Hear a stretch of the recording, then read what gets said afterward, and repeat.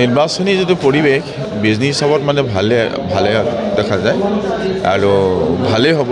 গতিকে মই আশা কৰিছোঁ যে আমাৰ যিটো মানে নিকটতম প্ৰতিদ্বন্দ্বী কোন হ'ব এতিয়াও মানে বুজাটো টান, কাৰণ মানে অৰূপদে ভাবি আছে তেওঁ হ'ব বুলি, মানে খলিল ৰহমানে ভাবি আছে তেওঁ হ'ব বুলি, কিন্তু আজিৰ দিনটোত মানে হয় অৰূপদে হয়তো হ'ব পাৰে মানে নিকটতম প্ৰতিদ্বন্দ্বী, কিন্তু তেওঁ মানে আমি মানে বহু ভোটৰ ব্যৱধানত আমি জয়ী হৈ যাম।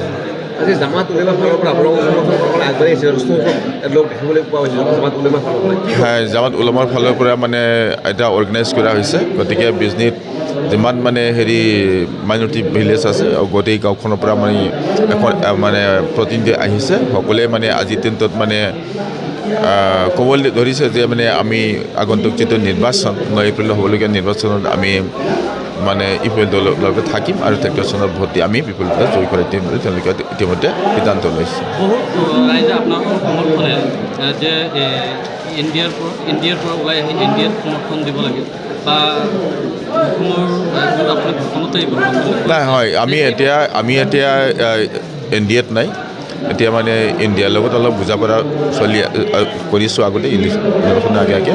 গতিকে আমি আশা কৰিছোঁ মানে ইণ্ডিয়াটো থাকোঁতে আমাক মানে বহুখিনি সহায় কৰিব। যথেষ্ট সহায় হ'ব এই ক্ষেত্ৰত যথেষ্ট সঁহাৰি সঁহাৰিটো লাভ পাইছোঁ।